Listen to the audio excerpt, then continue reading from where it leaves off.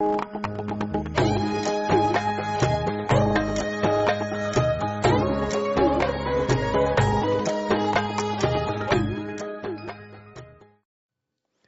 is seeking success.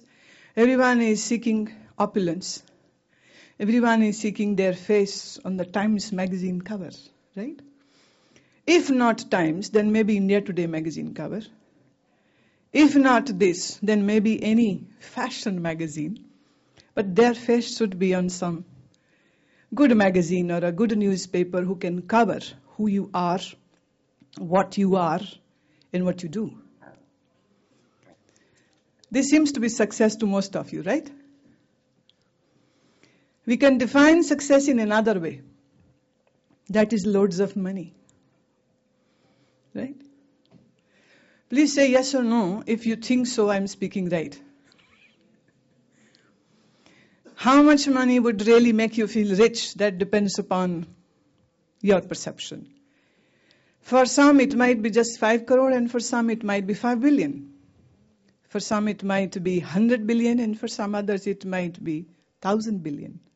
That's what each and every individual living in this society is striving so hard, working so hard, toiling so hard, competing with others, the cutthroat speed to gain, to make this kind of money so that one day they can see the numbers which they have made and feel proud that now I am rich.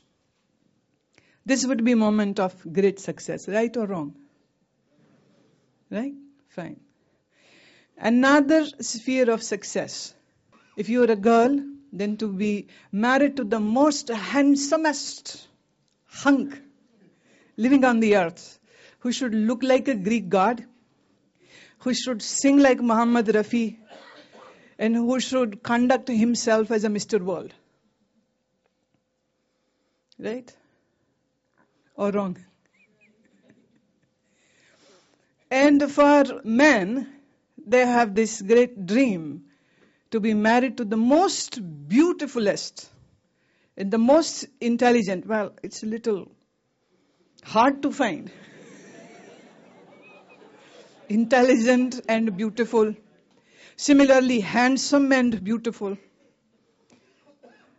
Handsome and intelligent, it's a little hard to find. These two combinations don't get, along. Either the person is handsome and a fool, and sometimes it's a fool but very rich.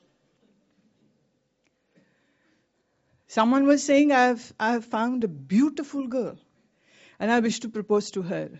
His friend said, have you talked to her? He said, not yet. He said, please do that first. Please do that first. Because only then you will come to know whether she is worth living with, because you can't live with an advertisement paper. It has to have some content in it. You can't live with a hunk just because he looks good and has right measurements of his triceps, biceps and quadriceps. That doesn't assure that this man has some intelligence also. So when we say success, then it really needs our understanding and our attention to know what it means to be success.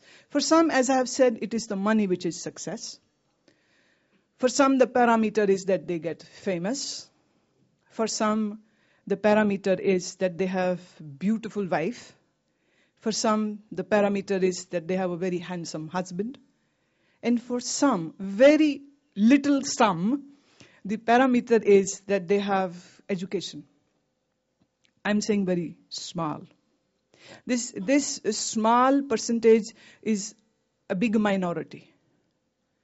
See, I'm giving a contradictory statement. It's a big minority. It's hard to find. All these students who are here to seek the degrees of their choices, someone is here for MTech, someone here is for BTech, someone here is for a PhD, and etc., etc. If I ask all the students a very simple question, and I hope you can answer me very sincerely. I hope you're not intimidated by me. And I hope that you understand that I'm not here to judge you. So you can give me a very honest answer. And about your teachers and professors, simply forget they don't exist. They are invincible. They can't say anything as long as I'm here. And why should they? Because today we are going to talk about what you think. When I say, answer me about what you think, then I'm not saying what your parents have taught you to think what success is. When I'm saying, answer my question, what is success for you, then I hope that you are not going to answer me about what the text, the books say about success, what success is. And the same parameter is going to be applied on this question, which I'm going to put forward to all of you. Why are you getting education? I'll come to the question of success later on. First, let me ask you this very simple question. We are in an education institution. You are students enrolled in here, being taught by your teachers, reading the syllabus, covering up all the academic knowledge. My very simple question to all the students sitting over here is, why are you taking this education? What for? See, this is, I know, everyone, the teachers and even the students can give very nice answers, and this is what the answer should be, to gain knowledge. But come on, there is something more to that also. Can you dare to accept the truth and say it, put it in words, verbally? See, let's come to this point, which is the evilest, but the most big necessity and need of we, the human beings. And that is to fulfill to the needs of our body and to support our body by food, by giving sustenance, by clothing, by providing medication whenever it is required, and by giving good food and opportunities to eat good food, and also the opportunities to get entertainment when we get bored or too high dry because of the drearies of the life. We need money for our entertainment. So everything comes back to one point, and that is making money. If you are hungry, you need money. If you have to buy books, you need money. If you need to enroll into a college, you need money for admission.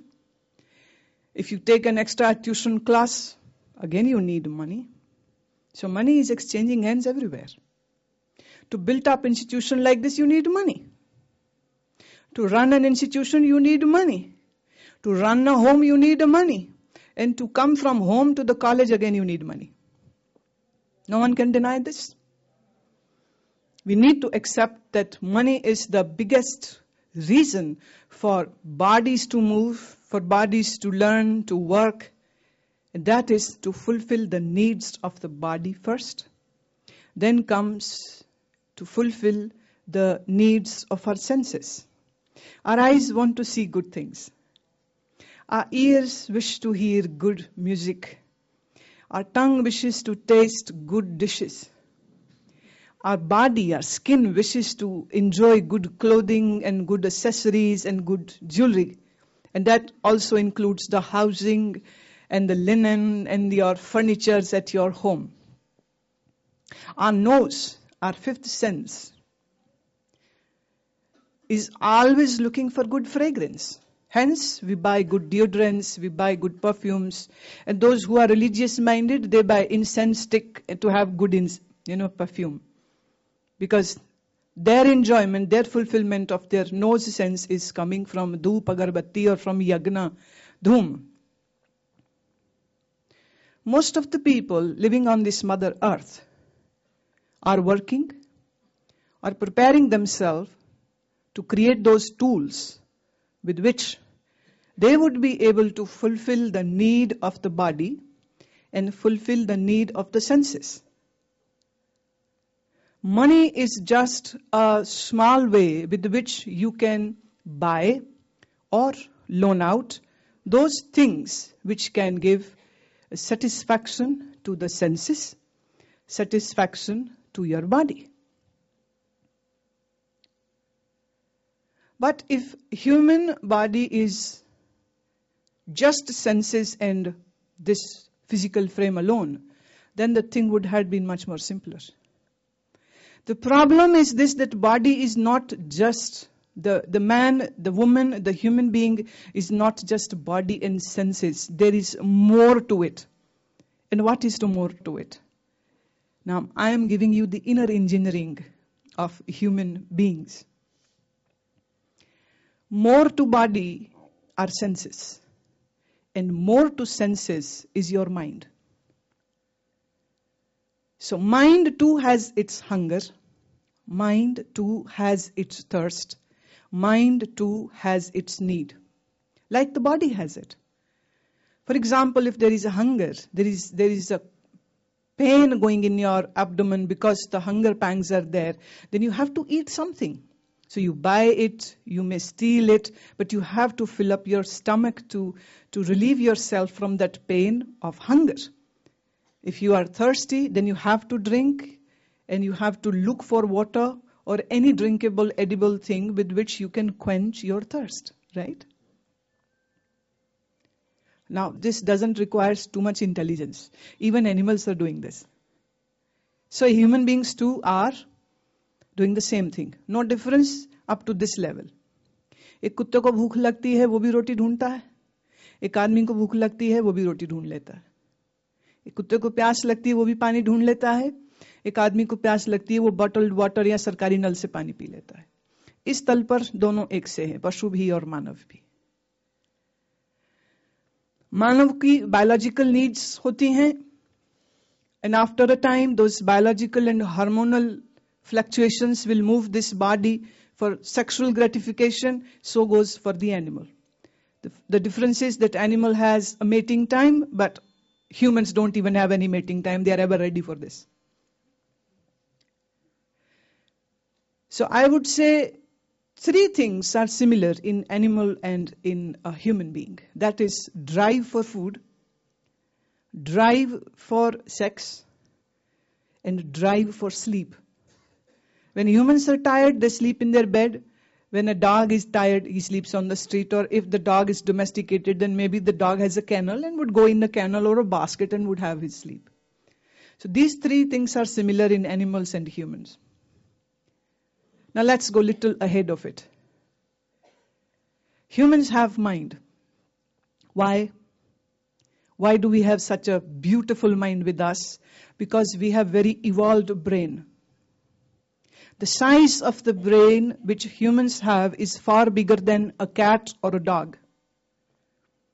Thus, the IQ level of a human being is far more than any animal or a bird. But the question is this: is man or woman using these capabilities of the brain to its fullest or not? An animal does not have an active conscious mind. What he has is a sustaining mind. Hindi में हम कहते हैं मनुष्य. मनुष्य किसको कहेंगे? जो मनन कर सकता है वो मनुष्य, जो सोच सकता है वो मनुष्य. तो फिर इसका अर्थ ये भी तो हो जाएगा जो सोचता नहीं है, क्या वो मनुष्य है? अच्छा, अगर आपकी सोच खाने के लिए हो रही है तो ये तो पेट की बात हो गई. पीने के लिए हो रही है, पेट की बात हो गई. सिनेमा, मूवी, ड्रामा, नाटक देखने की बात हो रही तो ये आंखों की बात हो रही. मूवी, म्यूजिक फेस्ट में जाने की बात हो रही तो ये कानों की बात हो रही. राइट? आप किसी ईटिंग जॉइंट में जाते हैं, फास्ट फूड खाते हैं, किसी रेस्टोरेंट में जाते हैं, तो ये आपके सेंस ऑफ टेस्ट, आपकी फिर जीभ की बात हो जाती. आप कुछ गाना गाते हैं, ये भी आपकी जीभ की ही बात हो रही. आप कुछ अच्छा खरीदते हैं, सिल्क, पश्मीना, कोई नाइस कवाली का सूट खरीदते हैं, कोई अच्छी शर्ट खरीदते हैं, अच्छा टी शर्ट खरीदते हैं, अच्छा सेट जीन्स का खरीदते हैं, एक अच्छी जैकेट खरीदते हैं. This is more to do with your senses, and actually it is more to do with people, how people will perceive you when you will wear this dress. आप सोचें, आप नए नए कपड़े पहन के कॉलेज आओ और आके पता चले कॉलेज में तो छुट्टी है, कैसा लगेगा? कोई देखने वाला ही नहीं, कोई तारीफ करने वाला ही नहीं, कोई कहने वाला ही नहीं, अरे बड़े प्यारे लग रहे हो, अरे क्या स्मार्ट लग रहे हो, अरे कहाँ किसी के तो दिल जलाते, ऐसा मौका ही नहीं मिला, कैसा लगेगा? मैंने सुना एक दोभन ने बहुत मुश्किल से पैसे जोड़ के उसने एक बहुत बढ़िया एक महंगी वाली सोने की अंगूठी खरीदी। कोई देखे नहीं, कोई पूछे नहीं, कोई कहे नहीं बड़ा अच्छा है। सारा दिन घूम ली, कुछ नहीं हुआ। हार के उसने जहां वो अपने कपड़े प्रेस करती थी उस खोमचे में आग लगा दी। सब आए, अरे क्या हो गया। वो कह रहे ये देखो वो जल गया, सब जल गया, ये बच गया, सब जल गया, मेरी अंगूठी बच गई। कह रहे ये कब आई तेरे पास, ये तो पहले नहीं थी। बोली सालों पहले देख लेते तो मैं घर नहीं जलाती अपना। तुमने पहले क्यों नहीं देखा, पहले क्यों नहीं कहा? मैं आपसे सवाल करती हूं, आप अपने लिए कपड़े पहनते दूसरों के लिए? जब आप ये भी कहते ना मैं अपने लिए पहन रहा हूं, तो उसमें भी हिडन एजेंडा कुछ और होता है। क्यों? जो कॉलेज में इतने स्मार्ट बन के आते हैं ना, कभी इनको इनके घर में देखो फांटेदार पजामा पहन के घूम रहे होंगे। कि अचानक से कोई कॉलेज का दोस्त भी मिलने आ जाए तो कहेगा यार एक मिनट रुक जरा, मैं ड्रेस अप तो लूं। अरे नंगा घूम रहा था क्या? बोले नहीं जरा रुक, मैं अभी I am not presentable.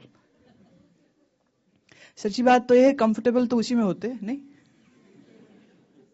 Comfortable तो उसी में होते हो जिसमें आप अपने आप को प्रेजेंट कर रहे हो, आप उसमें कंफर्टेबल नहीं होते हो। So how uncomfortable you are making your own life? Have you ever given thought on this? The one who doesn't think cannot be called a human. The one who thinks can be called a human. When you say you have come here for education, then the education was not the sole objective. The truth is this: the objective was money. The objective was getting fame. The objective was getting noticed and recognized and be applauded. The objective was not to mug up all the books and theories which were enlisted in your materials, but it was more to as just a tool which would serve to achieve that objective, and that objective was to land a better job. And if it happens in America, nothing like that. Whenever I go to States, I always happen to meet somehow 3 or 4 boys and young girls who had come there with all the dreams, and they landed up with a job. But after some time, they were kicked out, and now they have no job and they have no security over there. Reason being, they don't have any medical insurance. And I always ask them question, couldn't you find a job in India? When I see all these students, Australia, America, they say we have come here for education. Or when some parent tell me that their son or daughter has gone to Australia or America or England for education, I always correct them. They have not gone there for education. India has a better education opportunities over here. They have just gone over there. जो मस्ती वहां कर सकते हो तुम्हारे सामने नहीं कर सकेंगे. They wish to have a glorious future in those countries, and they don't see their own country as a place where they can have the security or the glamorous life which they are envisioning for themselves. I have nothing against money. I believe money is a big utility. I believe money can make your physical presence very comfortable, and it can provide you quite a bit luxury too. But I just wish to take you 2 steps ahead of the luxury, opulence, money, fame, and the so-called idea that I have arrived. Money is today there with you, tomorrow it may go. For various reasons. So if you are dependent on money alone for your success, then I have a very humble advice to give to you, that you would be going through a very rough time in your future life. Money can provide you luxury, money can provide you comfort, but money will not be able to give you a very contented state of mind. If money could provide everything to us, then Buddha wouldn't have ever left his palace and his kingdom. He had the best of things. He had the most beautiful wife. He had a wonderful son. He was a prince, king in waiting. And the whole kingdom was adoring him, worshipping him like a living God. But yet when Buddha saw a dead man, and when Buddha saw a sick man who was in pain, who was crying, and when Buddha saw a man who was meditating under a tree, a Mahatma, he asked a question from his charioteer, Channa, why is it so? What happened to this man? Why is he being bundled up in wood? And why was he burnt? How could people be so cruel? And his own son and his own wife were there to burn him. How could they do that? Channa said, Buddha, Siddhartha, O prince, this man is no more alive. This man has died. Buddha at that time was called Siddhartha. Siddhartha said, what is death?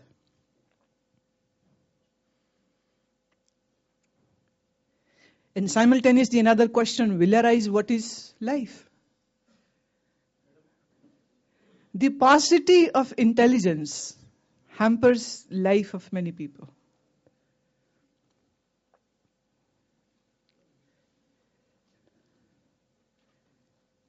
The fulfillment, if is being expected from money alone, you can get a job, but still you won't be able to be a prince like Siddhartha. Right? The biggest hotshot name in engineering can be called of the person who made Hotmail, Mr. Sabir Bhatia. Even he is not a prince, right? The owner of the Facebook made billions just a few weeks ago. Even he's not a prince in Europe.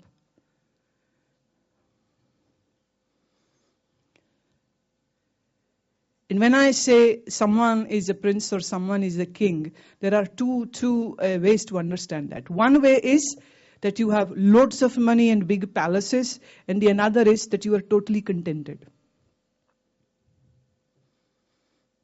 Someone asked Baba Bulle Shah, who is a Raja? Raja कौन होता है? बुल्ले शाह कहते जो राज गया सो राजा है. राज गया माने संतुष्ट. और जो संतुष्ट नहीं है वो अभी भी भिखारी है.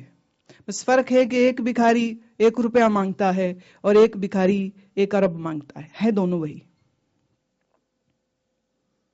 The one who is not contented cannot be called a rich person.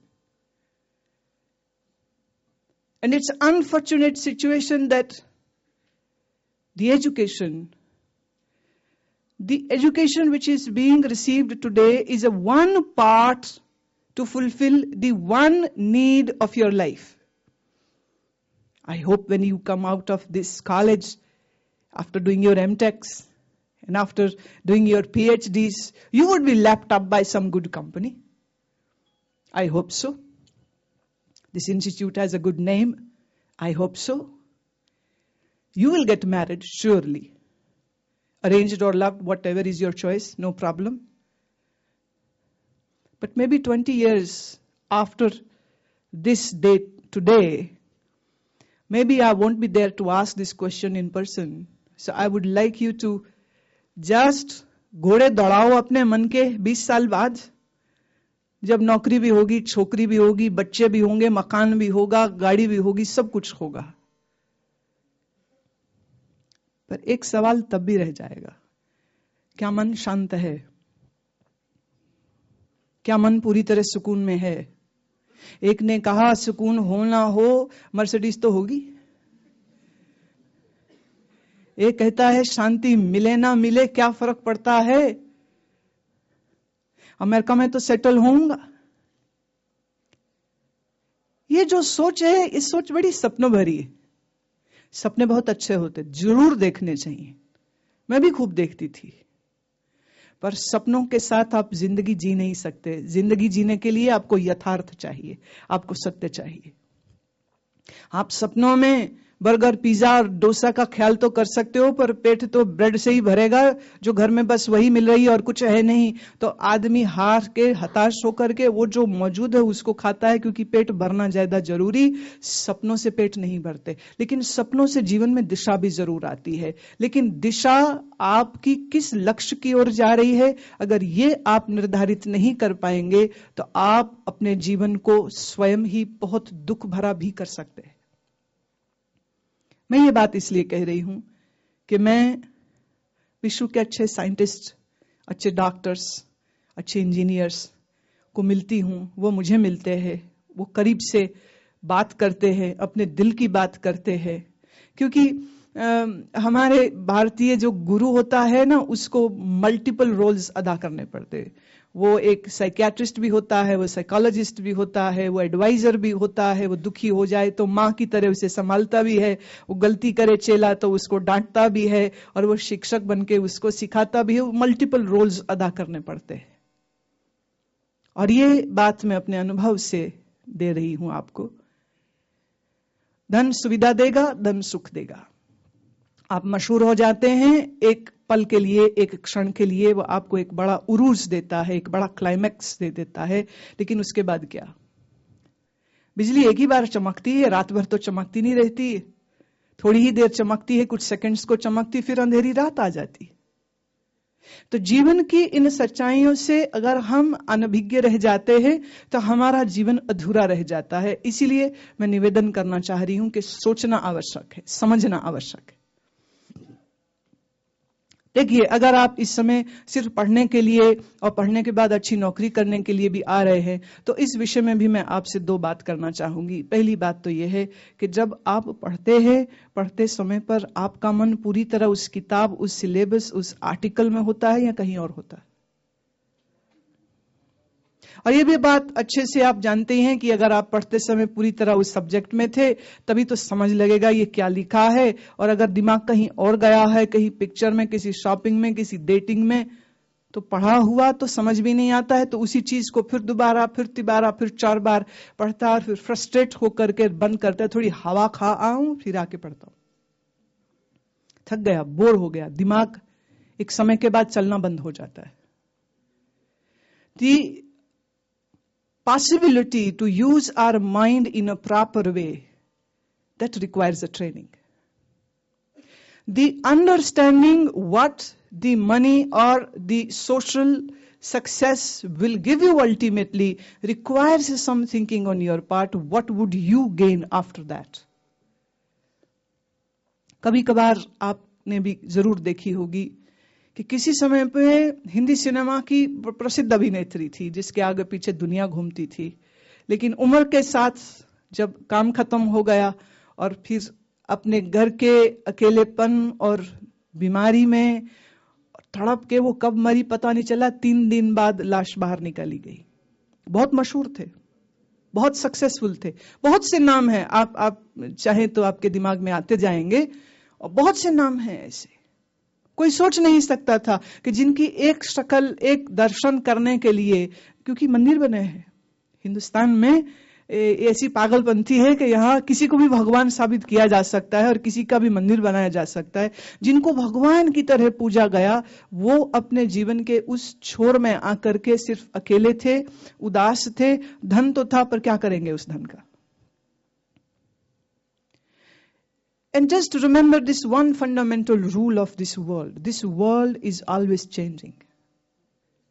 आप और मैं जब से यहां बैठे हैं, क्या मैं और आप वही हैं या कुछ बदला है? सब इंजीनियर बैठे हैं यहां पर, बदला है। ये लाइट जब से चल रही है तब से वही लाइट है कि कुछ बदला है? मीटर है पीछे, पर यूनिट खपत जो हो रही है, फ्लो आ रहा है, नई लाइट आ रही है। हम यूं तो नहीं कह सकते हैं कि ये नई लाइट है, क्योंकि there is no change in the flow of the light, but yet it is not the same light. Every second, your body is changing. The changes are happening at your cellular level.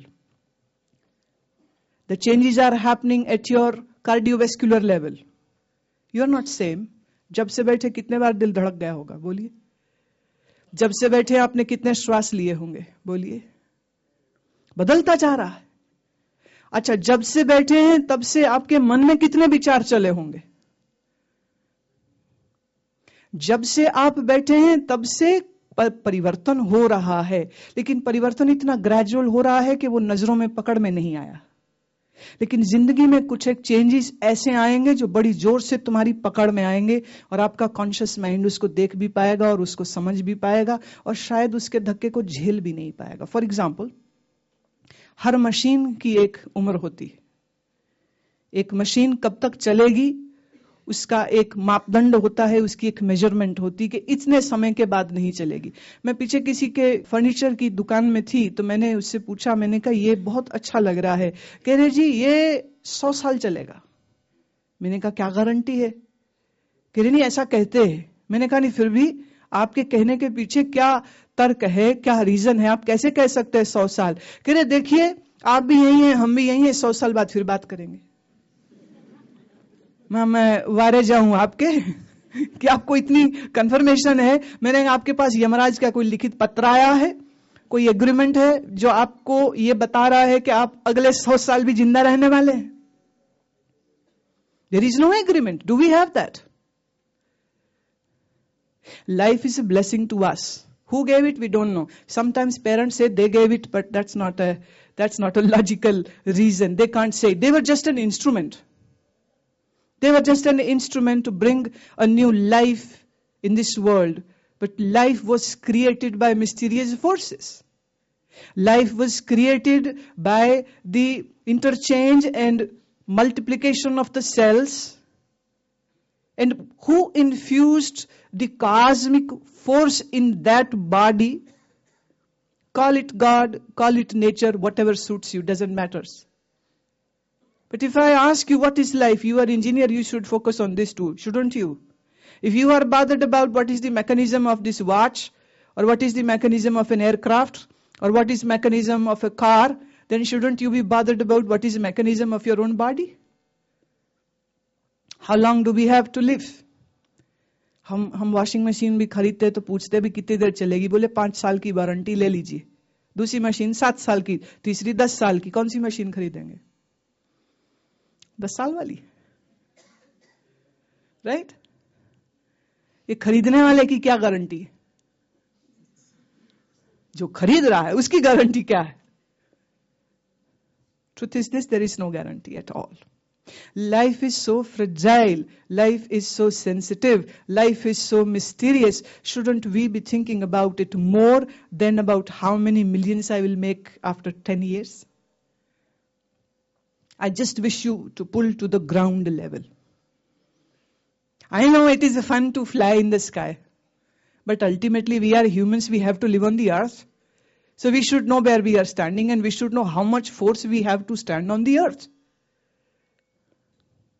So our mind and our mind thinking can be a very dispersed one, and our mind thinking can bring our mind to a very integrated level.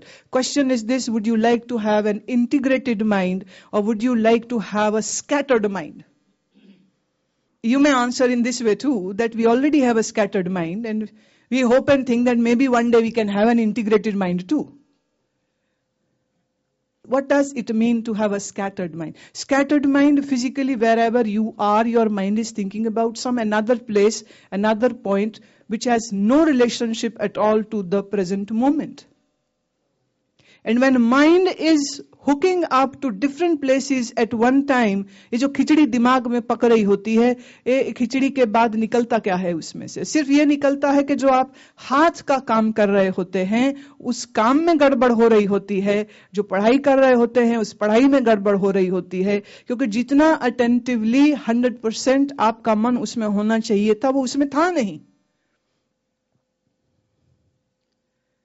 देखिए, मैं बहुत से सवाल आपकी तरफ फेंक रही हूं इसी उम्मीद से कि आप सोचें, क्योंकि हम सब मनुष्य हैं तो सोचना तो लाजिम है.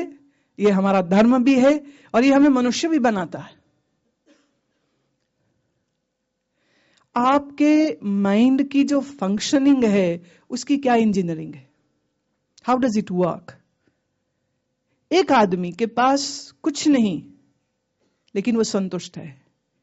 एक आदमी हम देखते हैं उसके पास सब कुछ है लेकिन वो फिर भी संतुष्ट नहीं है। किसी ने सुकरात से पूछा था, what would you like to be, an unsatisfied Socrates और अ सेटिस्फाइड पिग? तुम क्या होना पसंद करोगे, एक संतुष्ट सुअर या एक असंतुष्ट सुकरात? आपको क्या लगता है उसका क्या जवाब था? असंतुष्ट सुकरात, क्योंकि सुकरात की खोज धन नहीं था, सुकरात की खोज था ज्ञान। सुकरात की खोज सिर्फ भोजन नहीं था, सुअर के लिए सिर्फ भोजन ही एवरीथिंग। सुकरात के लिए भोजन सब कुछ नहीं था, सुकरात के लिए सिर्फ आराम ही सब कुछ नहीं था, सुकरात के लिए सिर्फ वस्त्र ही सब कुछ नहीं थे। देखिए, अब मैं ये मैं बिल्कुल नहीं कह रही हूं कि तुम वस्त्र अच्छे ना पहनो, ये मैं बिल्कुल नहीं कह रही हूं कि तुम अच्छा खाना ना खाओ। आप फिक्र मत करिए, मैं यहां किसी को साधु बनाने नहीं आई हूं और मैं किसी को यह भी सिखाने नहीं आई हूं कि अच्छा कपड़ा पहनने से आपका दिमाग खराब हो जाएगा, बिल्कुल भी नहीं कह रही हूं मैं।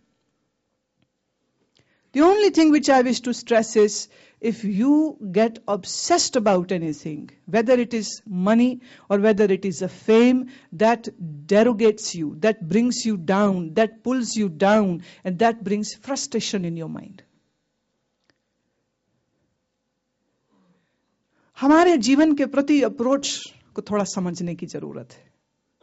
अगर अप्रोच सिर्फ पैसा पैसा पैसा पैसा पैसा और मशहूर होना मशहूर होना मशहूर होना है, तो मैं ये सोचती हूँ कि ये भी ठीक है, एक तल होता है। there are levels of everything. There are levels of humans too. There is one level of human who live animalistically. They wish to just eat, they wish to just mate, they just wish to sleep, they wish to make babies, and they just wish to grow old and die one day. This is one level. Second level of the humans is who wish to grow little more. So they get interested in poetry, they get interested into paintings, artistic, creative works, they get interested into dance, they get interested to know what this world is. So astronomy comes there, and the knowledge about the plants, the knowledge about the rivers, the knowledge about the earth. Now these are, I would say, higher leveled human beings who aren't just bothered about खाना पीना सोना खाना पीना, मौज करो मौज करो। अरे मौज, कोई भी मौज ऐसी नहीं है जो हमेशा ही मौज रह जाए। हर मौज एक दिन खत्म हो जाती। मौज शब्द का अर्थ लहर भी होता है। पानी में लहर उठती है, बड़ी बड़ी उठती है, सुनामी जैसी लहर भी उठ जाती है, पर कितनी देर रहती है? नीचे बैठ जाएगी फिर तो पानी की लहर की तरह अगर कोई जीवन जीना चाह रहा है तो ऐसे मनुष्यों को हम किस तल पर देखें? लहर उठेगी खुश हो जाएंगे, लहर बैठेगी रो पड़ेंगे। लहर उठेगी आनंद में होंगे, और यही लहर जब नीचे चली जाएगी तो शोक में चले जाएंगे। अब एक चौथे लेवल के इंसान होते हैं। पहले तल के वो जो सिर्फ खाते पीते सोते बच्चे बनाते हैं। दूसरे वो जो कुछ और प्रकृति को, सृष्टि को समझने की कोशिश करते हैं। तीसरा तल है उन मनुष्यों का जो ये समझना चाहते हैं कि हम यहां हैं ही क्यों, तो ये जगत ही क्यों है, मैं ही क्यों हूं, शरीर क्या है, मन क्या है, दिमाग क्या है, ईश्वर क्या है, आत्मा क्या है, ये सब स्यापा क्या है, ये जो चल रहा है ये क्यों है, शुरू हुआ तो क्यों, खत्म होगा तो कब। जो इन सब प्रश्नों के उत्तर ढूंढने लग जाता है, ये तीसरी कोटि के मनुष्य होते हैं।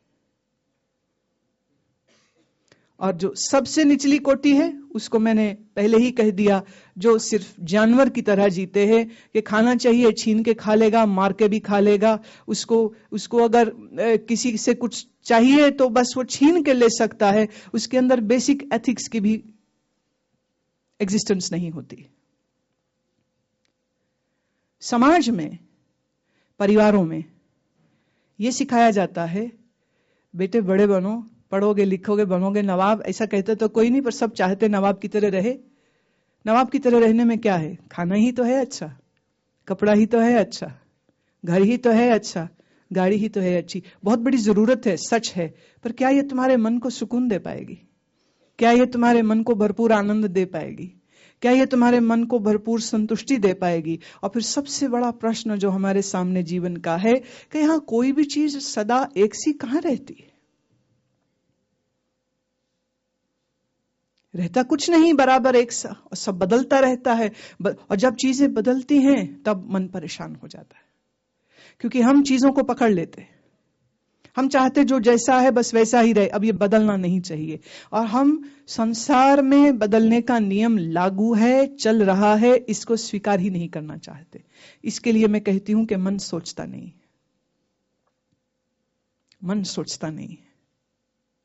और जब मन सोचता नहीं है तो सोच के तल से गिरते ही वो मानवता के तल से भी नीचे गिर जाता है।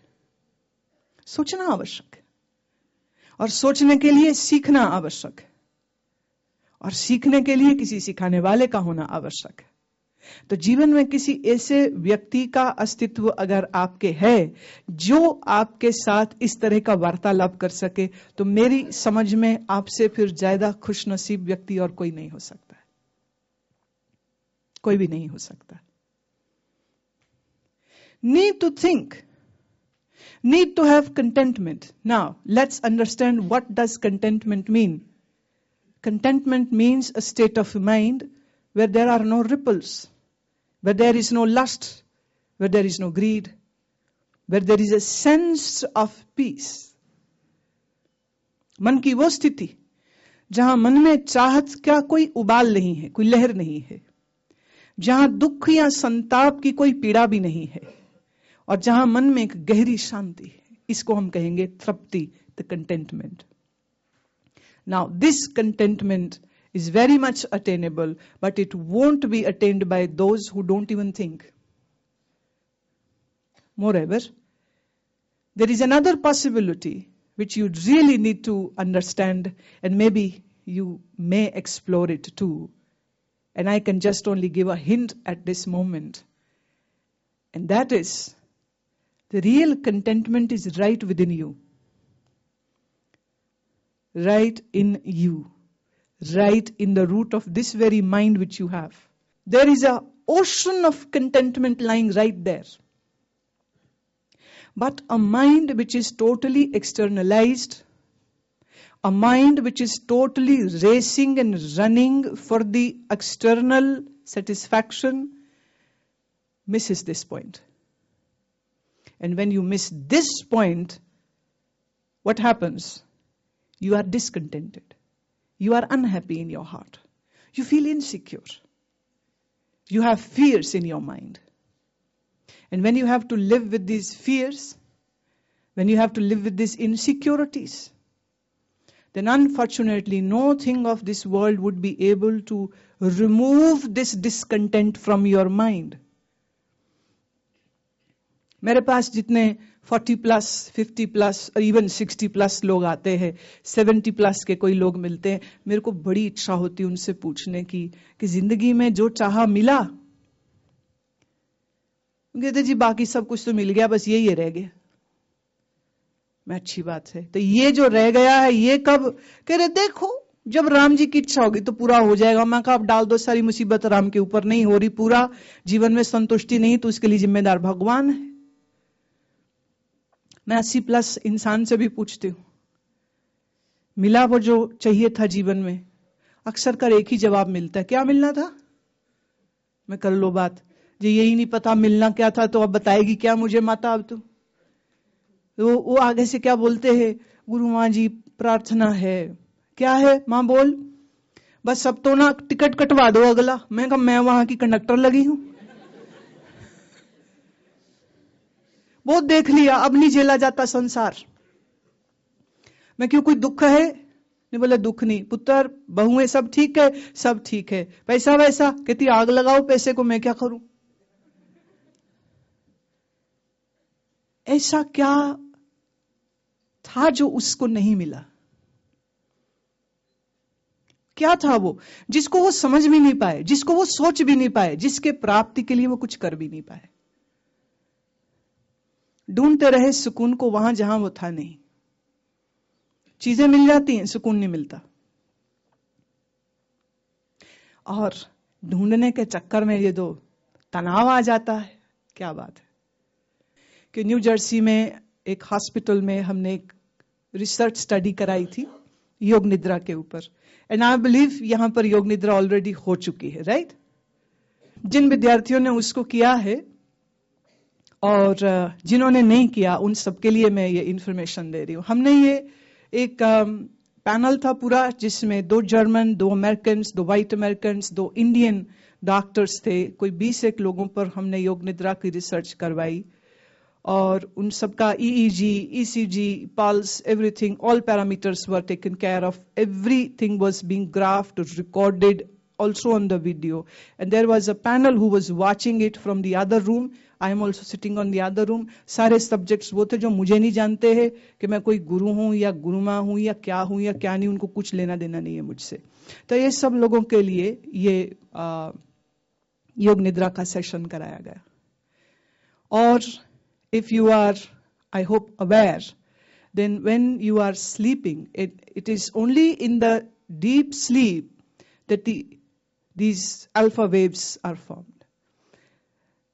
Deeper sleep, more deeper. अब क्या है, जब सपना चल रहा है तब नहीं, जब नींद कच्ची है तब नहीं, जब नींद एकदम गहरी हो जाए, जिसे हम कहते हैं घोड़े बेच के सोना। वो नींद जिसमें यह एहसास ना रहे कि तुम कहां लेटे हुए हो, वो नींद के कितने मच्छर काट गए, कोई तकलीफ भी ना हो रही हो। Totally restful sleep. But this person is not sleeping because this person is doing Yoga Nidra, is following the instruction, is rotating the consciousness in the different body parts while lying down straight on the ground. तो कुछ एक subjects कि इतनी गहरी मन की अवस्था थी कि जो वेव्स बन करके आ रहे थे, they were graphically, it can be seen, gamma waves are there. In some cases, the beta waves were there. And these all 20 people came out with this one response. It was the most beautiful experience which they had. It was the most restful experience which they had.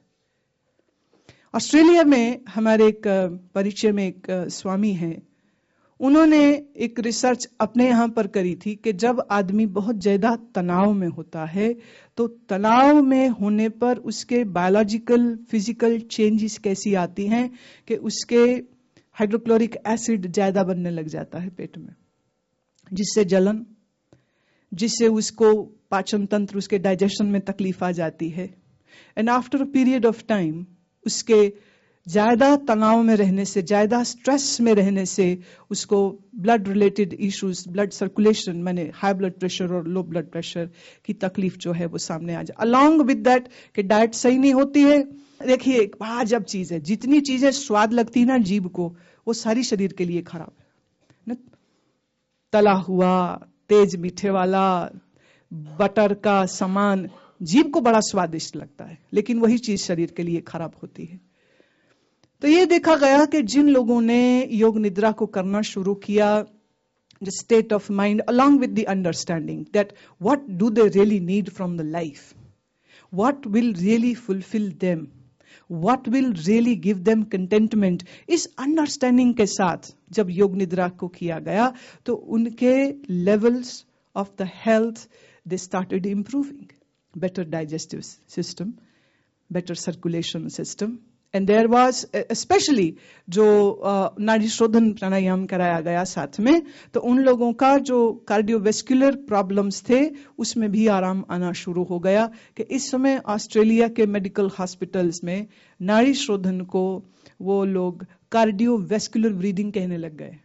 This is the most important thing which they would recommend to all of their patients. My question is, पहले चिंता कर करके बीमार हो जाओ और फिर उसके बाद नाड़ी शोधन करते रहो और योग निद्रा का तरीका पूछो, इससे बेहतर ये तरीका नहीं रहेगा कि आप बीमार होने से पहले ही अपने आप का थोड़ा ख्याल रख लो, आप अपने आप को उस कष्टदायी स्थिति में लेके ही ना जाओ जिसके बाद आपको किसी और की सहायता पड़ जाए, जरूरत पड़ जाए। मैं ये समझती हूं कि The simplest technique, the Yoga Nidra, is going to be a boon, especially to those who wish to enhance their memory levels. Those who wish to have a stress-free mind. There are other ways too, I know it. I'm very well exposed to that. For example, if you are participant to a dance party, stress is gone, isn't it so? Or if you are in some music festival, कोई फिल्मी गाना चल रहा हो और beats चल रही हो और तुम गा रहे हो और तुम नाच रहे हो, स्ट्रेस कहाँ से रहेगा? स्ट्रेस तो रहेगा नहीं, स्ट्रेस वहां भी उड़ जाता है. लेकिन ये सब आपको टेम्पररी रिलीफ दे रहे हैं और आप हमेशा वेट करोगे कि किसी डिस्कोथे में जाऊं, किसी पार्टी में जाऊं, कोई मुझे बुलाए, और जब नहीं बुलाएगा तो सड़ते रहोगे, मुझे नहीं बुलाया, सबको बुलाया, मुझे नहीं बुलाया, सबको बुलाया. तो आप डिपेंडेंट हो रहे हैं दूसरों के ऊपर. मेरी सोच ये है कि आप किसी पर डिपेंडेंट ना रहिए, and especially for your emotional security. I know family is very important. It should be. But still, a word of caution. Don't be too dependent upon them, because sometimes family might not understand what you are thinking or what you want or what your aspirations are. And at that time, when you will not have that right support, you feel dejected. You may feel frustrated. And that is why I wish to say this, that learn the ability to be dependent on yourself and learn to make your own mind so strong that you don't need any clutches to make you feel protected. अगर आप किन्हीं रिश्तों पर या किसी व्यक्ति पर या किसी अन्य चीज के ऊपर भी निर्भर हो जाते कि ये है तो मैं सुखी हूं और ये नहीं है तो मैं सुखी नहीं हूं, तो ये समझिए आपका सुख टोटली अनइंश्योर्ड है, ये कभी भी गड़बड़ हो जाएगा. एक सज्जन बोल रहे थे, कह रहे मैं बड़ा दुखी हूं. मैं क्यों दुखी है? बोले गर्लफ्रेंड भाग गई. अच्छा, अजीब सी बात देखिए, कुछ महीनों बाद एक सज्जन मिलने आए, नई नई शादी हुई थी, 2 ही महीने हुए थे. मैं कैसे हो? कह रहे बड़ा दुखी हूं. मैं क्यों? कह रहे पत्नी बड़ी अजीब मिली है. और जब बात करते लगे तो पता चला ये वही लड़की है, वो जो गर्लफ्रेंड भाग गई थी वही है. जिसको नहीं मिली वो रो रहा है, जिसको मिल गई है वो रो रहा है. क्या करोगे तुम? एक आदमी ने एडवर्टीजमेंट दी अखबार में, एक अदद पत्नी चाहिए, कैसी भी हो चलेगी.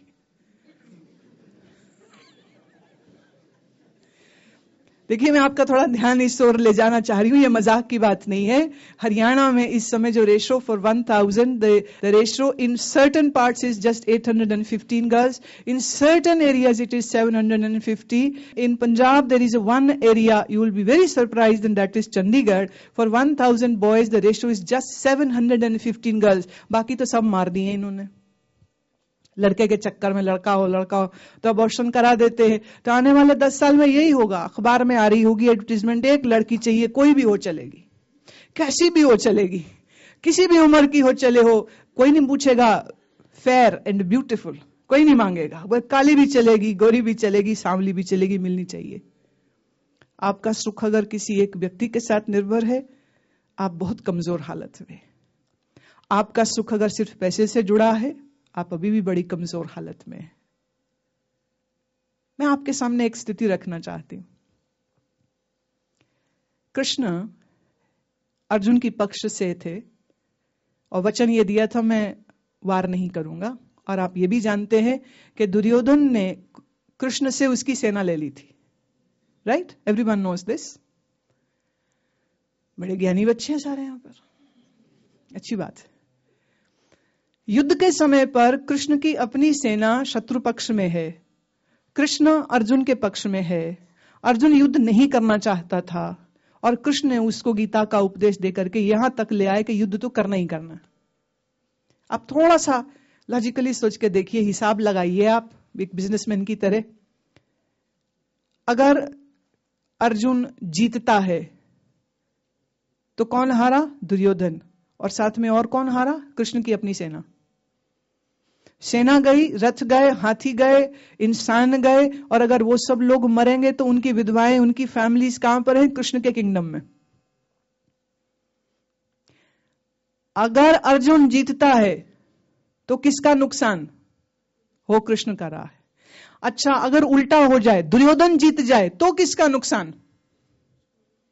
तो भी कृष्ण का है, क्योंकि कृष्ण अर्जुन के दोस्त है, वो उसके मित्र है, और कृष्ण धर्म के पक्ष में थे और अधर्म को हरना चाहिए, ऐसी उनकी स्ट्रगल हो रही थी। तो दोनों तरफ से उनको तकलीफ होनी चाहिए थी, लेकिन उसके बावजूद कृष्ण अर्जुन को ये संदेश देते हैं और उसको तैयार करते हैं कि तू अपना कर्म कर और तू पीछे मत हट, जो हो सो हो। Krishna never gave a mantra of success to Arjun. He gave a mantra of remaining in equanimity in whatever happens in your life. Defeat or success, no problem, accept both. ये याद रहे, जो ये सबक नहीं सीखता है वो जिंदगी में बहुत हारता है, क्योंकि हर बार तो जीतेगा नहीं, हर बार तो हमारे मन की होगी नहीं, हर बार तो कुछ होगा नहीं ना ऐसा जिससे हम ही को खुशी हो। कभी कभी दूसरे वाले को भी खुशी हो जाएगी, पर तब तुमको दुख हो जाएगा। ऐसे समय में क्या करोगे? पर सब बच्चे रहे होते हैं, सपने सबने सजाए होते हैं, पर सबके सपने पूरे तो नहीं होने वाले। तो जिसके नहीं होंगे डिग्री के बावजूद, माफ कीजिएगा, उसका क्या? उसका क्या? मैं उसके बारे में भी बात करती हूं। जो जीत रहा है वो आउट ऑफ एक्साइटमेंट क्रेजी ना हो जाए, और जो किसी जीवन के युद्ध में हार रहा है वो डिप्रेशन में सुइसाइडल ना हो जाए। इसलिए मैं कहती हूं कि अपने मन को बहुत स्ट्रांग बनाना और मन को हर तरह की इनसिक्योरिटी और डर से दूर करना बहुत आवश्यक है। Life is not all about success. Life is not all about day. Life is also about night. And tell me, is there any worth of a day if there is no night? Is there any worth of any sweet if there is nothing bitter or salty? Life is a potpourri of these different tastes, and we should accept and taste everything. So now, let me give you the mantra of success. My mantra of success is, don't wish for success and don't wish or be fearful of your defeat. Let it happen, whatever it may happen, but you be focused on what you know and how you can do it in a perfect and an excellent way. Knowledge, as long as is with you, you are never a failure. कोई आदमी आके आपके जूते, चप्पल, purse, wallet, credit card, गाड़ी, बंदूक दिखा के छीन के ले जा सकता, पर आपसे आपकी अकल नहीं ले जा सकता। क्यों? हाँ, एक तरीका है, दारू पिला दे आपको बहुत सारी, अकल मारी जाती। ये एक दूसरी सिचुएशन है। आपकी अकल, आपका नॉलेज, आपका ज्ञान हमेशा आपके साथ रहता है। तो the focus should be how to enhance your knowledge. The focus should be how to strengthen your mind. The focus should be how to be in this equanimity. The focus should be how not to be feeling challenged or feeling weak at any time. Remember this, life is going to throw up puzzles in front of you. Life is a paradox. My dear, life is not a very simple equation. आप पढ़ो और आपको सब समझ लग जाए, नहीं लगती है समझ। ये रहस्यमयी जीवन में रहस्यमयी घटनाएं घटती ही रहती हैं। We need to garner such confidence and such strength within us that we can cater to every challenge without feeling alarmed.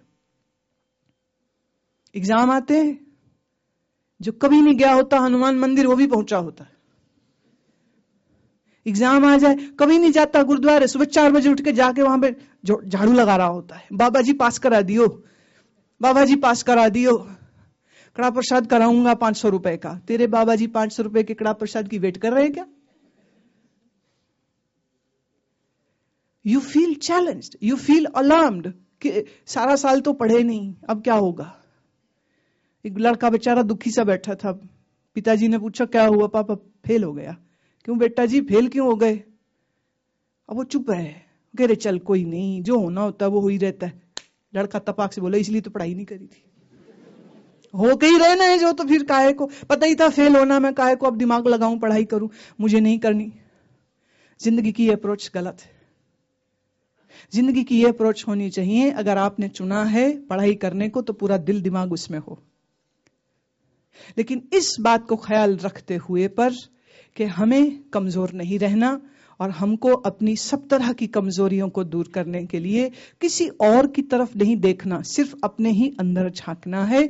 और ये मैं विश्वास दिलाना चाहती हूं आपको कि आप जो कुछ चाहते हैं, the ultimate experience of Ananda, the ultimate knowledge, the wisdom, it is all lying within you. You just need to tap it and hook up to that source.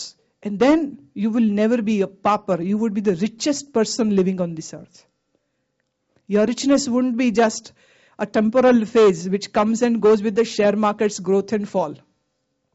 Then your richness is a very substantial thing which stays with you. So my mantra of success is, by just understanding this word, man-tran. Man-tran means provide an excellence to your mind. जो मन को अपने excellence format में रखते हैं, सफलता हर तरफ से उसके आगे पीछे होती है। और मजेदार बात यह है कि अगर असफलता का सामना भी उसको करना पड़ता है तो उसका मन इतना मजबूत होता है कि वो प्रॉपर एनालिसिस कर सके कि कहां कमी रहेगी, तो कोई बात नहीं, अगली बार फिर सही। वो फिर डट जाता है, वो फिर इस युद्ध में एक योद्धा की तरह लड़ता है और फिर हारता नहीं और घबराता भी कभी नहीं। मैं ये नहीं कह रही इम्तिहान के समय पर मंदिर गुरुद्वारे में मत जाओ, जरूर जाइए, लेकिन थोड़ा तो सोचिए, थोड़ा तो विचार कीजिए, थोड़ा तो जीवन को वो श्रेय दीजिए जो देना चाहिए।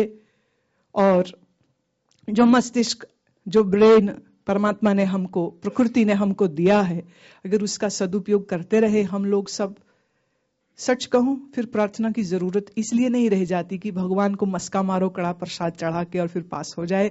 ये तो बड़ी राजनीति हो गई, ये तो बड़ी पंपोसनेस हो गया, ये तो बहुत मन का निचला दर्जा हो गया। तेरी प्रार्थना तो तब प्रार्थना होती है जब तुम्हें चाहिए कुछ नहीं, जब तुम्हें चाहिए कुछ नहीं, लेकिन मात्र उस सन्निधि में रहने, उस परमात्मा सन्निधि, उस परमात्मा अस्तित्व के साथ जुड़ने में आपको जो भरपूर आनंद और शांति मिलती है, आप उसलिए प्रार्थना कर रहे हैं। आप इसलिए नहीं कर रहे कि आपको कुछ चाहिए भगवान से, कि ये मिले और वो मिले और ये मिले और वो मिले।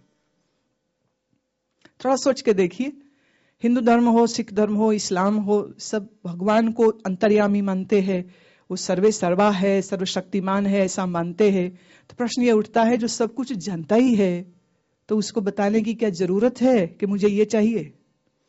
अगर वो जानता ही है तो बताने की जरूरत नहीं। और अगर आप बता रहे हैं तो इसका मतलब आप भगवान को बेवकूफ समझते हैं अपनी ही तरह, कि उसे याद कराना पड़ेगा मुझे ये दे देना। तो एक तरफ तो खड़े होइए ना, एक तरफ तो भगवान मान रहे हो, दूसरी तरफ उसको नालायक साबित करो, तूने ये नहीं दिया, ये नहीं दिया, ये नहीं दिया, ये भी दे, ये भी दे, ये भी दे। तो या तो तुम भगवान बन जाओ अपने जीवन के और सृजन करो अपने जीवन के जो भी तुम चाहते हो, अपने बाहुबल से फिर उसको पैदा कर लो, क्या दिक्कत है? हम मानव हैं, हमारे पास the best of the body, the best of the brain and best of the mind, it is right there, but it is in the format of a seedling. And this seed needs to be sprouted. And this seed has yet to become a plant and a tree, and then it will give you the fruit. और जिनके पास ये फल जीवन का मिल जाता है, वो सबसे संतुष्ट, सबसे आनंदित, सबसे सुकून वाले और सबसे ज्यादा बुद्धिमान लोग होते हैं। और मैं ये उम्मीद करती हूं कि आप बुद्धिमान हैं, और मैं ये उम्मीद करती हूं कि जो कुछ मैंने कहा आप इसके ऊपर कुछ विचार अवश्य करेंगे। और अब किसी को कुछ पूछना हो तो we can take some questions now, please. Yes. Big difference. Akarmanita means just being idle. Person was lazy. Person was lazy. Person was not ready to move. Person was so filled with idleness. उसका मन इतना ज्यादा प्रमाद में था कि अपने आलस्य और प्रमाद की वजह से उसने कर्म नहीं किया। और तृप्ति कब आती है? जब आदमी ने अपने दिल से, दिमाग से, पूरी शक्ति से कर्म को किया और फिर करने के बाद अब वो तृप्त है। अब क्यों तृप्त है? क्योंकि वो संतुष्ट है कि उसने वो किया जो उसको करना चाहिए था। इसलिए दोनों में बहुत फर्क है। जी, मेरी दृष्टि में वो आपको तब मिलता है जब आप अपने मन के जो ओरिजिन है, जो मन का सोर्स है, उसको जानते हैं, उसको समझते हैं, and basically you are able to differentiate into the different states of the mind, and you are able to understand who you really are. Because this is for sure, we are not just a mortal, this body skin frame. We are much more than that. So who we are in reality is something which is going to give you the real contentment. The real trapti is only going to come after that, not after these temporal pursuits. जिसको आप देखिए, कबीर साहब की एक मैं उदाहरण देना चाहती हूँ. उन्होंने एक जगह बहुत सुंदर एक पोइट्री उनकी आती है. वो कहते हैं, एक राजा मरा तो कह रहे वो भी वहीं गया शमशान में. एक भिखारी मरा, कहते वो भी, इसीलिए बोले शमशान, जहां जाके सब बराबर हो जाते हैं, सबकी शान बराबर हो जाती है, वही एक जगह. लेकिन कबीर कहते हैं, भले मेरा शरीर भी वहीं जलाया जाएगा जहां इन लोगों के जलाए गए, लेकिन ये अधूरे मरे, मैं पूरा मर रहा हूं. इसलिए मुझे मरने से भी शौक नहीं आया, डर नहीं आया, घबराहट नहीं हुई, क्योंकि मैंने वो काम कर लिया जो मुझे करना चाहिए था. तो जो वास्तविक काम है वह है तो to understand the reality. What is the reality? So we need to pursue that. And let me tell you, एक सवाल पीछे किसी ने कहा था कि क्या धन और स्पिरिचुअल ग्रोथ एक साथ किए जा सकते हैं? Definitely yes, and this is what I teach. Definitely yes. Why? If you know the mechanism to create peace and ananda in your mind by simply following a routine, I would say of 30 to 40 minutes every morning, and then you are focused totally with your integrated mind to your studies or to your job or to your family later on, and you are not dependent emotionally on anyone, and then you become a king, and then you are able to give to others. Then you are not a beggar. Then you don't want others to help you. Then you are in a position to help others. So I teach you how to live like a king. A real king. रज्या होया राजा. झूठा नहीं. Anyone else? नहीं, एक जो contented आदमी होता है ना, उसके पास ही तो रीजन होता है कुछ सृजन करने का, जिससे वह अपनी व्यक्तिगत कुछ तृप्ति नहीं चाहता है. लेकिन यूं समझो, मैं यूं कहती हूं कि आपका भाई या बहन आपके साथ चल रहे हों और वो कहीं ऊपर देख रहे हैं पतंग उड़ते हुए, या कुछ बिलबोर्ड पढ़ रहे हैं, और सामने एक जैसा अक्सर हो जाता है, मेन होल का ढक्कन चोरी हो गया और वो ठीक उसी डायरेक्शन में जा रहा है और आपने देख लिया. क्या आप उस व्यक्ति को रोकेंगे या नहीं? रोकेंगे ना. एक तो ये मोटिवेशन, कंपैशन, दिस इज, आप शायद अटैचमेंट की वजह से करेंगे, पर मेरा ख्याल है अगर आप किसी अनजान व्यक्ति को भी देखेंगे तो भी उसको रोक देंगे कि भाई साहब आगे जरा संभल के, यहां दिक्कत हो. One reason is compassion. A contented person is the real compassionate person. The contentment is going to give you this flowering of compassion, and then this compassion gives you the gist to do more, to create more, to make beautiful world around you, to create beauty around you, to create art around you, to create such mechanism which will bring peace and fulfillment to other people's life. Yes, please. जी, पीछे एक बच्चा पूछ रहा था कुछ. To enhance your decision-making power, you need to have intuitive power. This intuitive power, or the Viveka Shakti, comes to you when your mind is silent more of the times and less frustrated and scattered most of the times. When your mind is more integrated, concentrated and silent, your vision, your thinking becomes like an X-ray which can see through the skin and tap up the skeleton of the person, or I should say that the vision becomes more like a CT scanner which can even locate the stone in the gallbladder. When you have a silent mind, when you have a calm mind, then there is no fog in your mind. Then your decisions are clear, correct, because your vision is very transparent and you have a lightning bolt power with your mind. And this is very much achievable. This is very much achievable. And I have designed so many tools and so many methodologies with which these devices can be used. by anyone who is willing to do so and can garner this ability to have right decision-making power. Yes.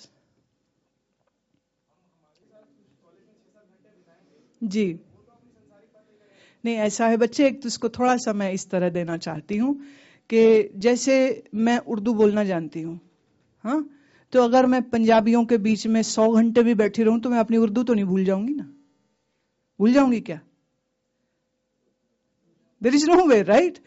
मैं संस्कृत बोलना जानती हूँ, लेकिन मैं अगर French या German बोलने वालों के साथ सारी जिंदगी बिता दूं तो भी मुझे मेरी भाषा नहीं भूलेगी। इसी तरह से जिसने अपने मन को साधना सीखा है और जिसने अपने हर कर्म को ईश्वर अर्पण करना सीखा है, वो कैसे भी लोगों के साथ बैठा रहे, अगर उसकी साधना पक्की है तो उसको कोई चिंता करने की जरूरत।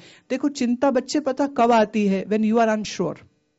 And when you are unsure, then you are susceptible to all kinds of doubts, not because others are going to implant in your mind. तुम्हारा मन पहले से ही संशयों से भरा हुआ था। संगत का फर्क तो होता ही है, लेकिन एक बात मेरे को बताओ, गुरु चेले को सारी जिंदगी साथ अपने घुटने तो बैठा के नहीं ना रखेगा। गुरु बढ़िया वही होता है जो चेले को ट्रेन करे और पीठ में मारे हाथ और कहे, चल बेटा अब दुनिया का मेला देख, बिना डावाडोल हुए। नहीं तो चेला भी कच्चा और गुरु भी कच्चा। You can't live in protected environment your whole life. How would you see life? How would you enjoy life? और एक चीज और याद रखना, in diversities in itself, you come to know where you stand. Khalil Jibran ने ये कहा था, मैंने शराबियों के बीच बैठ करके सीखा कि शराब क्यों नहीं पीनी चाहिए। मैंने जुआरियों के साथ बैठ करके ये सीखा है कि जुआ नहीं खेलना चाहिए। और मैंने वेश्यागमन करने वाले पुरुषों के साथ बैठ के सीखा है कि वेश्याओं से दूर रहना चाहिए। उनको कोई तकलीफ नहीं हुई उनके साथ बैठने में भी, और उन्होंने जज भी नहीं किया कि ये लोग गलत हैं, लेकिन उनसे भी उन्होंने शिक्षा ले ली कि ये चीजें ठीक नहीं है। Right? Ji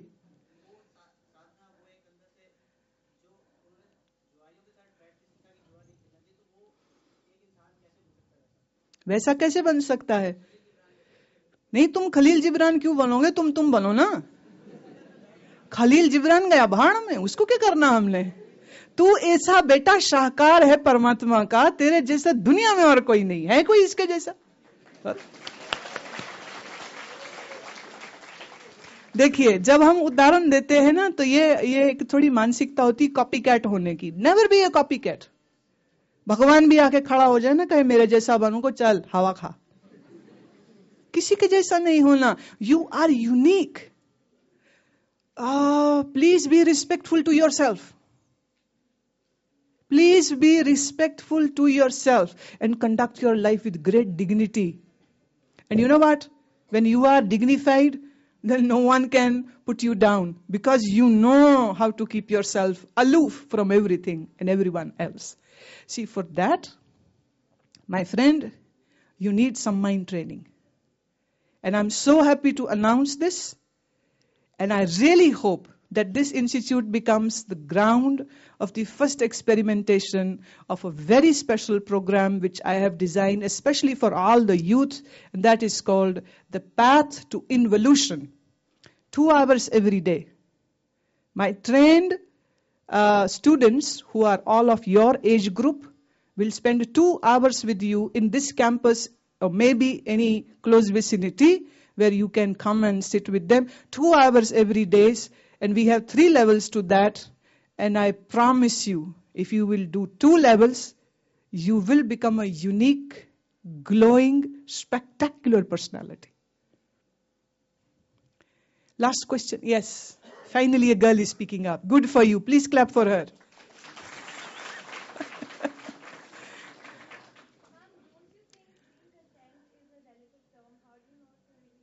Definitely. You said a very wise and very nice thing. That's what I said. A pig is satisfied with the feces. A pig is satisfied by eating a garbage. That is his perception of contentment. But for any other human being, this very sight is going to be nauseating.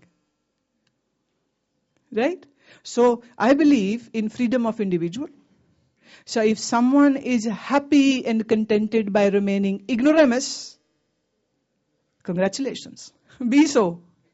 If someone wishes to remain a fool, I would say congratulations, be so. But if someone wishes to grow, and well, that's my perception, in my opinion, life is an opportunity to grow. Vertically, people just grow horizontally. पेट बड़े हो जाते 50 तक आते आते, गाड़ी भी बड़ी हो जाती है, मकान भी बड़े हो जाते, हॉरिजॉन्टली सब कुछ बढ़ जाता है, but they never grow vertically. And the master who guides and teaches how to grow vertically. So if someday you wish to grow vertically, you can come to me. Life is learning, and life is evolving, and life is a celebration. I hope and pray for all of you. May you evolve, may you grow, and may you celebrate your life.